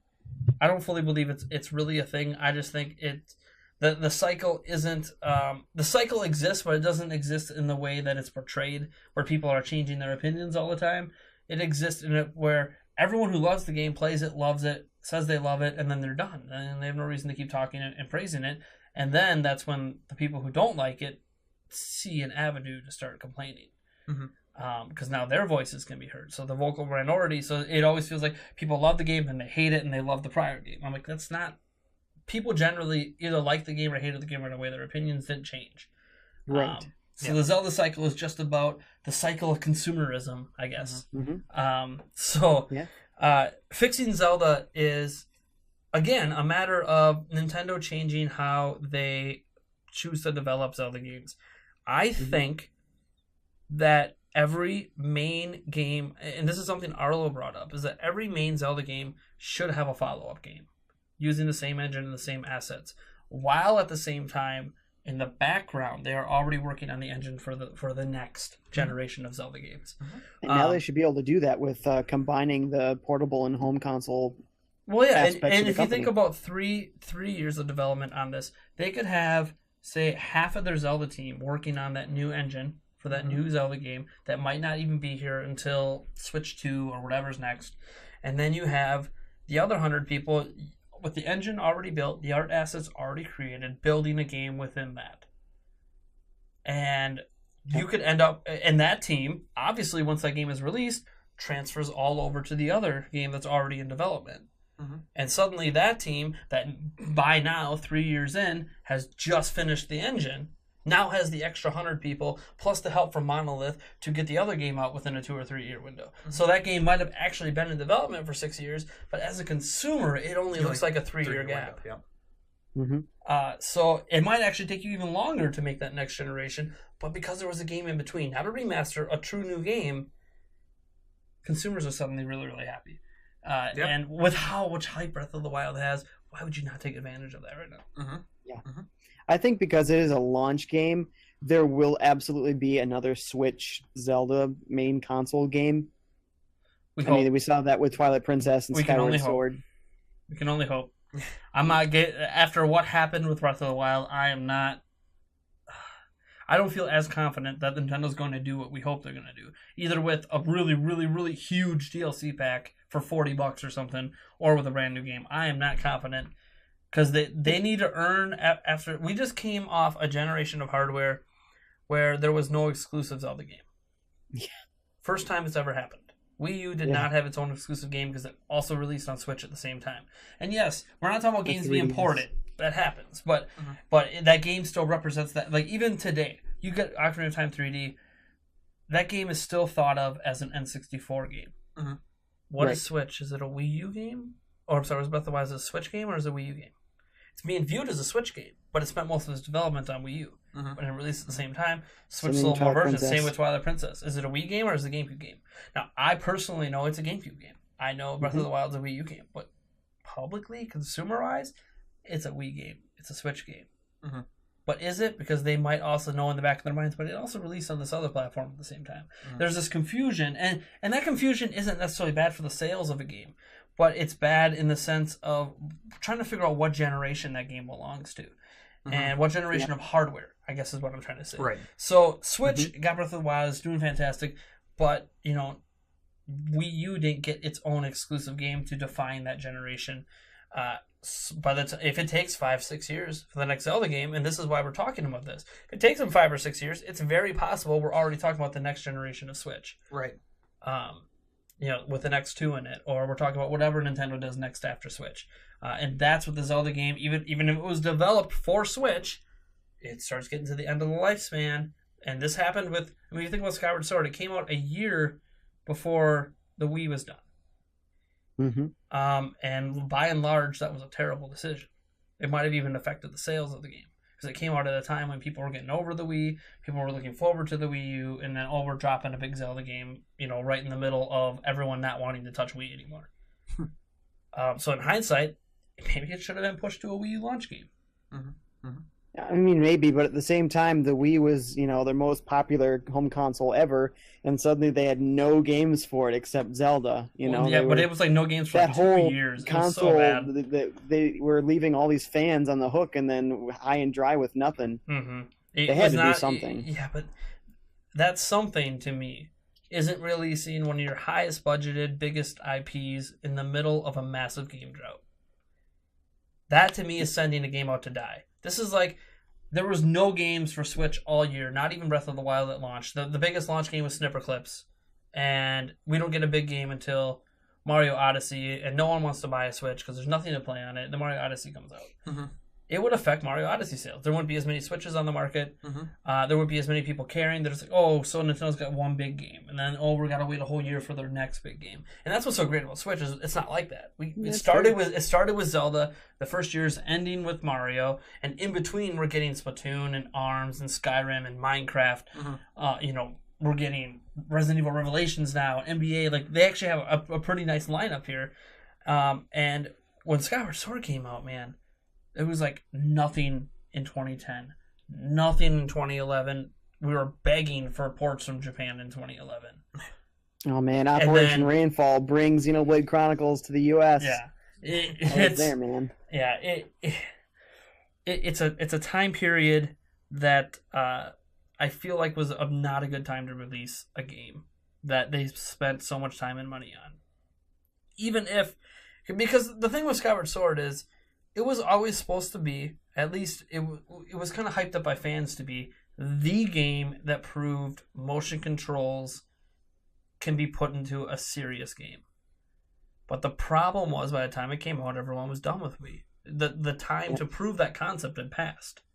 Yep, like the Wii U. They never really got around to fully proving that system out either. I don't think that's what they've done right with the Switch, is right away they said, here's everything it does well, and every game from now on takes advantage of like every aspect of it. Well, what's interesting with the Switch and Wii U is the Wii U was largely an idea of Iwata, Miyamoto, etc.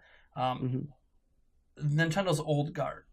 And while we don't know this officially, we can almost tell by how the games acted, like how they performed, how they took advantage or didn't take advantage of the gamepad, that there was a disconnect between what the high-up execs thought was a great idea and what the developers actually wanted to make.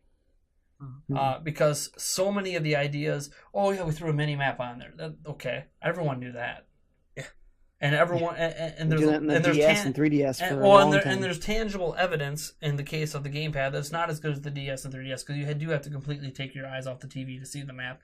And if you have to do that in the first place, then what's the difference between that and an overlay? Right. Yeah. There isn't a difference, because either way you take your eyeballs off the game. The only game that really took advantage of it was Zombie U. I mean, I know some people bring up some other examples, but to me, Zombie U is the epitome of some of the potential it had. I also think it had high potential for asynchronous gaming that Nintendo advertised at the beginning with Nintendo Land, but never took advantage of.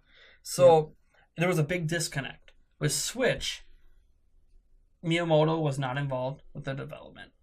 Iwata was, but he was CEO when it was first being conceptualized. And by and large, it's been reported that it was Nintendo's younger team that came up with the concept, came up with the ideas behind it.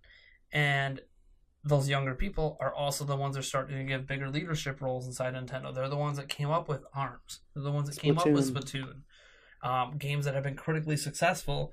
And, I mean, I don't know how you can expect otherwise. ARMS is made by the Mario Kart team. Oh, come on. The Mario Kart team's excellent. It's not like whatever team they have on Mario Party and Mario Tennis that just spits out crap. We're talking about a team that is like the epitome of excellence at Nintendo. Started out good and then just went. And actually, this was something that I talked about on my stream recently. That one day we're gonna lose Shigeru Miyamoto. I mean, he's gonna retire. You know, he's not gonna be involved anymore. And people always bring up, "Oh, I don't want another Mother game because Itoy says he's not gonna make one, and if he's not making it, then it can't be any good." And that's not true, all right? Because we're looking at Splatoon and we're looking at ARMS, and one day Miyamoto's not gonna be there, and that doesn't good when Miyamoto's gone. He's made a great foundation. People follow his footsteps. New ideas come in that he didn't have, and it's going to be fine. It really is. I think a lot of it. I disagree on the Mother aspect, just because that game has not been around for so long that any ideas the young developers have should just be put into a new IP. Whereas, like something like Mario, is a good thing. Yeah, but something like Mario and Zelda, like those games have had the time to be passed down, right? First, it was passed like Zelda was passed from Miyamoto down to Eiji Aonuma, and then he'll eventually pass it on to Fumiyashi or whoever is next in line at the company coming up in Zelda, and that's like a passing of the torch. Whereas because Mother hasn't been around for so long, there hasn't been that you got to be in on the development of these games to understand the core of what makes a Mother game a Mother game. Sure, so, but at this point, you bring in time, a fresh new developer on it who might not even been alive when these games came out. I mean, that's the age we're talking about. Loved and played the crap out of them. He could have, but he wasn't there to the development level to understand what made it that. But tonally, as I'm playing through these games on my stream, there's a huge difference between Mother 2 and 3. Huge. There is. Tonally and everything. Big difference between Zelda 1 and Zelda 2. Exactly. So I honestly don't see any problem moving forward with Mother. It has a huge cult following right now, and I think it's absolutely fine to say somebody else out there can have a good idea for this series and they can make the game and it'll be good. And I hope you are correct. I don't think you are. Because it's almost... It's not you just don't think anybody else can make a good Mother game? I don't get this point of view. No, I don't. Because they would need... In order for it to happen, they would need Itoy heavily involved. No. At least, if not at a development level, at a feedback and guidance level. Because this is just like someone saying, this is just like fans who think, I could go in and make a better Zelda game than Nintendo. Even if you can't develop it, you argue, I have better ideas. But you've never been involved. An experienced person with video game development at all, though. It's not exactly the same thing. Apples and oranges. Yeah, but you're talking about people who have zero experience developing a Mother game suddenly being able to make an awesome Mother game. Okay, how about this? Retro, zero experience making a first-person Metroid game. It was amazing. You know what I mean? New ideas, but they also they can revitalize a series. But they also had the founder of Metroid guiding them while they were making it. That wasn't just Retro, do whatever you want. That was the people behind Metroid. Lordy, like the development of Metroid Prime had severe overlap with Nintendo of Japan. They were constantly Hawkeyeing that game. What about Thomas Happ with his Metroid-like game? I forget, Axiom Verge. Everyone seems to love Axiom Verge. One dude all on his own. Yeah, but it's not Metroid. You're No, proving, but it you're, could but have you're, been. but you're But it proving, could have been easily been a Metroid game. you could right? say that, but is it not better off as its own thing without the restrictions of the Metroid franchise? Why its would own- there have to be restrictions? Fresh ideas. You know what I mean? Well, because you're building within the universe of the game, unless you want to It could reboot be the a whole new series. part of the universe.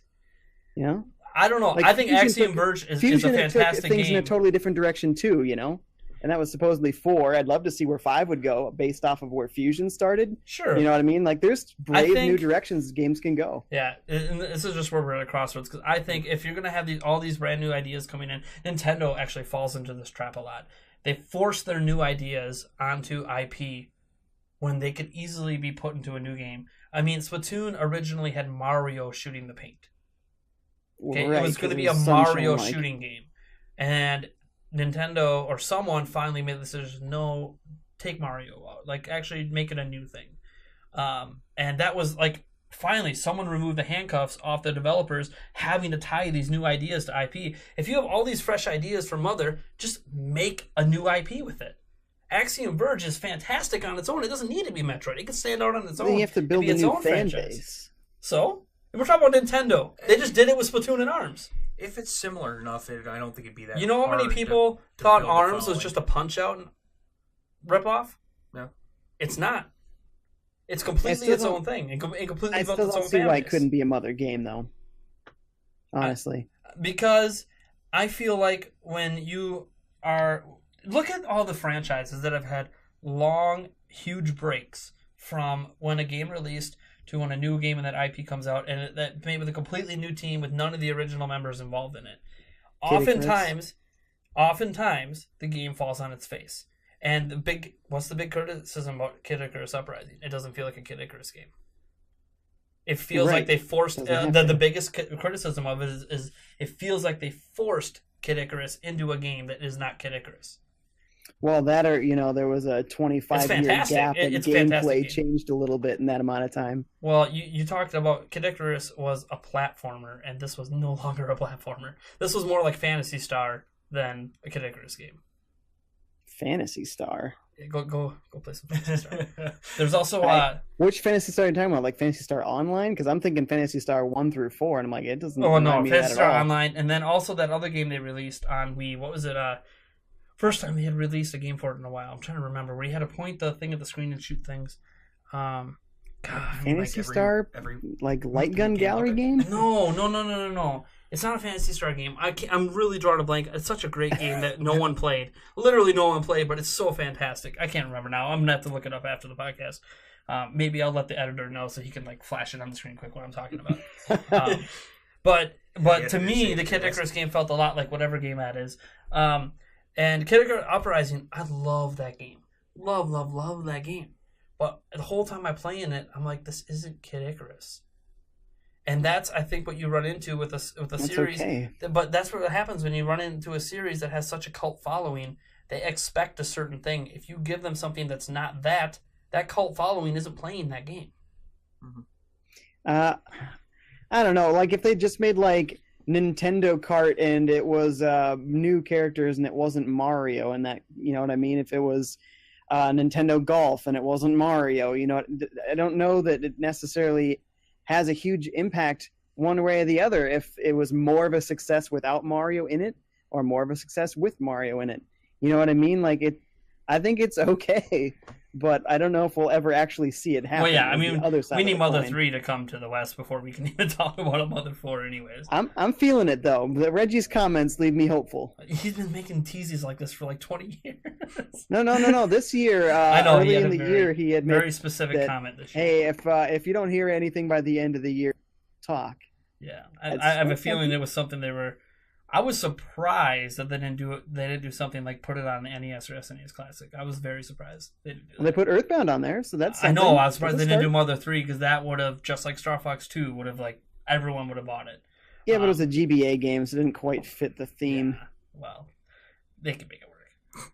Or maybe You're right, they could. they could do You're anything. totally They're Nintendo. They can do anything they want. SNES Yeah. Classic. Play Game Boys on your SNES.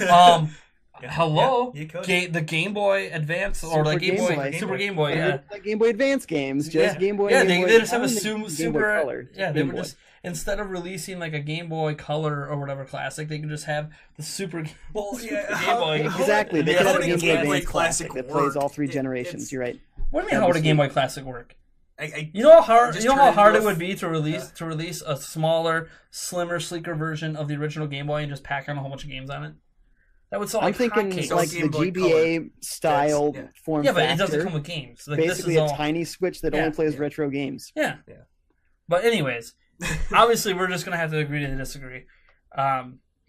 And again, like my evidence for that is look what happened with ARMS and Splatoon. I think infinitely better than making ARMS into another Punch-Out game or making Splatoon into another Mario spin-off game. And I realized maybe it would have sold more if it was a Mario spin-off game. I don't know. Mario Kart obviously sold more.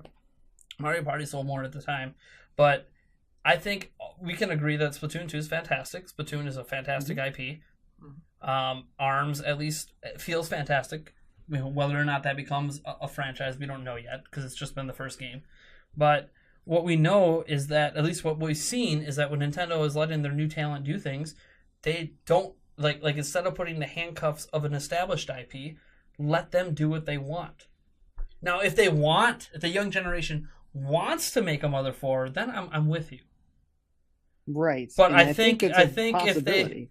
I I just don't. I don't want to think that Nintendo is saying you can't do it. You know, I'd like to think if somebody at Nintendo said, "I have a great idea for Mother 4, and I really think that it's going to fit tonally perfectly well."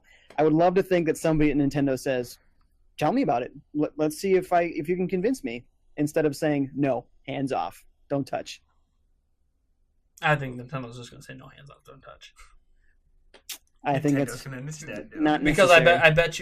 I bet you they won't be willing to do it unless iToy signs off on it, and I don't think iToy is going to sign off on it. The only reason why I definitely agree with that point is because it is so much his child. Yeah. His name is literally on the front of every cart that is a Mother it is game. like his, Which isn't even true of defining- Mario, right? It's not like Mario, a Shigeru Miyamoto game. You know, yeah. that's the only reason I would agree with you. It is so Yeah. much. I mean, don't- Nintendo might can even do own it the without his property. permission, but I think they respect him too much to let one get made unless he approves it. And here's the thing: if he approves it, you think he's going to do it without being involved?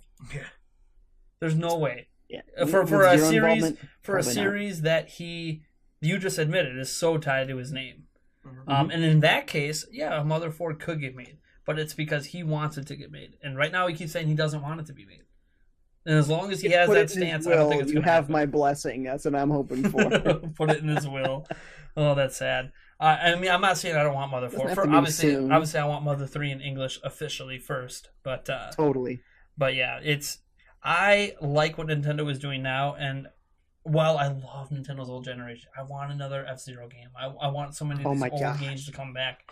At the same time, I really like what Nintendo's new generation developers are doing when Nintendo's like, hey, you don't have to make a Mario game. You don't have to make a Zelda. You can make your own idea, your own game. This is what Nintendo used to be. Pikmin. You know, That was a great example of a newer Shigeru one. Miyamoto, that was his idea. So I know, but it was a new IP. it wasn't like, yeah. hey, let's make it a Kirby game, Well, which is a little bit like maybe Shigeru Kirby Miyamoto, Mass by the Attack. time Pikmin came out, could do anything he wants. Let's Yeah. be honest. He wanted to make any kind of game he could. Miyamoto has probably never been restricted by a franchise on his ideas. Yep. I mean, Wii Music happened. Come on.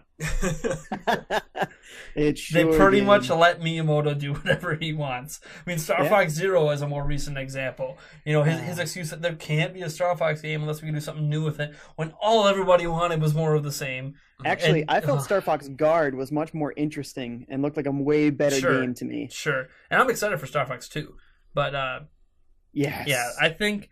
Yes. You know, I think that Nintendo's doing really good letting their new developers do their own thing, which to me feels like Nintendo growing up. Do you remember when you were a kid? It always felt like there was some new idea, some new IP coming out of Nintendo. Something fresh. Yes, you had your Marios and your Zeldas and your Metroids, but that wasn't all you got. And then for a while here, it felt like, well, that's all we're getting. Yeah. And now it's back to, well, last gen was Splatoon, this gen's ARMS. There's probably going to be even more fresh ideas coming, because they literally have stated they have an entire team dedicated to just making new IP at this point, which is Great. awesome. And I hope this continues. And I mean, I want to be wrong, and I want Mother 4 to happen. I don't want people to feel like I don't want Mother right. 4. Of course, I want Mother 4. That's right. You'd have to be like, maybe you just really hate the Mother series. You don't care. But then why would you care if Mother 4 happened? It's not like it affects your life. But yeah, it's, you look at the grand scheme of things, and I'm really happy with how the Switch is doing with games. And I hope, getting back to that Zelda topic, that this does lead Nintendo to realize, hey, look, for us to keep a steady stream of games going, we can't be taking 5 years with every Mario, with every, on 3D Mario, every 3D Zelda. We need a Galaxy 2. We need a Majora's Mask.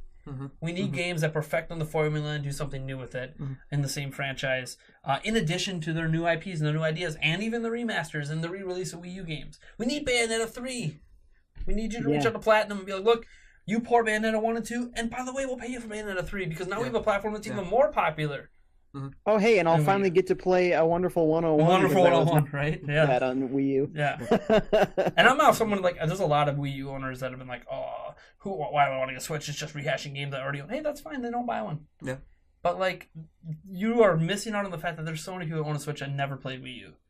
Why should they not be allowed to play these games that Nintendo spent a lot of money on that are high quality? Yeah, and for a reminder for folks, the Wii U sold worse than the PS Vita. And so it's not like swallow that pill. Well, PS Vita is so well in Japan, so. Yeah, but anywhere else?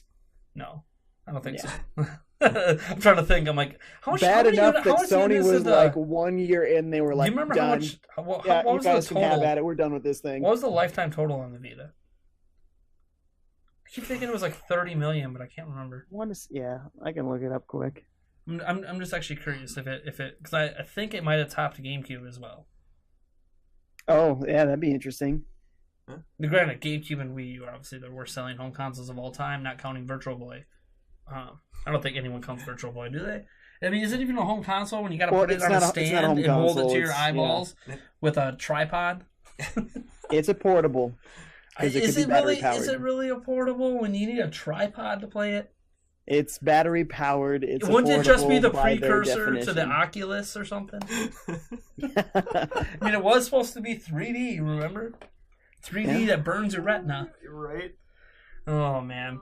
I'm not seeing any official... You're not seeing the official numbers? Well, they didn't want official numbers. That's how bad it was. Post it, yeah. Well, we only sold 3 million. No, they sold more than 3 million. I know it was doing well in Japan. This says there was an estimate in 2015, December, that there was about 12.5 million units sold. But so that was 2 years ago. Yeah, maybe they creeped up to 15 or 20. Yeah, exactly. Because I know they had some games in Japan. I remember watching those charts. There were some PS Vita games that were doing really well in Japan. And they even had Monster Hunter for a little bit. So... and PSP, obviously, that was a huge success. I know everyone's like, but DS was 150. I'm like, dude, PSP sold Game Boy numbers. Come on now. You can't say that wasn't successful. It sold really well. Yeah. Like that, 80 million? Yeah. Come on now. Yeah. Come on. It was actually kind of criminally unfortunate for Sony that the DS was such a huge hit because the PSP was a really big hit as well. Just not next to that megalith. Well, it's just like, we won the generation with 100 million. I'm like, yeah, but it wasn't like it sucked for Sony and Microsoft. They sold 80 million. Yeah, right. It's not like, oh my god, they had such a terrible time. Just you sold faster, but long haul kind of all equal out. It's all right. Anyways, I think that's going to do it for this week's Nintendo Prime podcast. As always, you can follow us on social media.